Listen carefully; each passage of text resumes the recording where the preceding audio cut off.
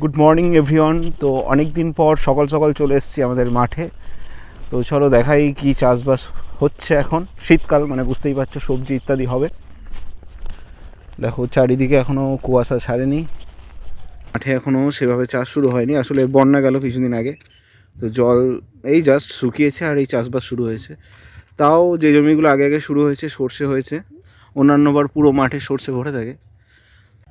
দেখো রাস্তার অবস্থা, পানা কচুরি ফেলে দেওয়া হয়েছে। আসলে প্রচণ্ড কাদা ছিল, এগুলো তো মানে ডুবে থাকে, তো ট্রাক্টরের চাকা যায় আরও, মানে খাল হয়ে যায় জায়গাগুলো, তো সেগুলো পানা দিয়ে কোনো রকম যাতায়াতের মতো করা হয়েছে। এ দেখো ট্রাক্টরের চাকা গেছিলো। চলো সর্ষে ক্ষেতটা দেখি। দেখো এই সর্ষে ক্ষেতটা সবে লাগিয়েছে, সবে ছোটো ছোটো গাছ রয়েছে, এখনও ফুল আসতে দেরি আছে এটার। তাও দু একটা এই যে বেরিয়ে যাচ্ছে, দেখো দু একটা বেরিয়ে যাচ্ছে, এই যে দু একটা বেরোচ্ছে। জলের পাইপ ফেলা হয়েছে, এখান থেকে জল যাচ্ছে পুরো ক্ষেতে। চলো তোমার আমার সবার পছন্দের ক্ষেত, সর্ষে ক্ষেত।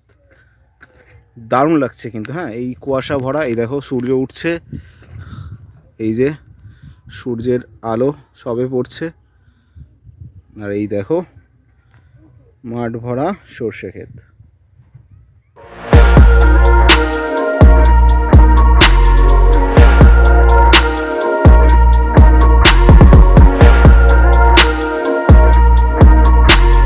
চলো এবার সামনে ওই যে 10 পুকুর দেখতে পাচ্ছ, ওখানটায় যাব।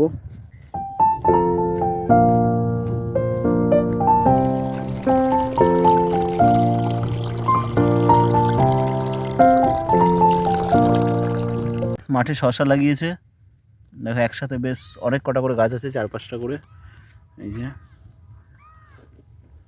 পেঁয়াজ রয়েছে এখানে।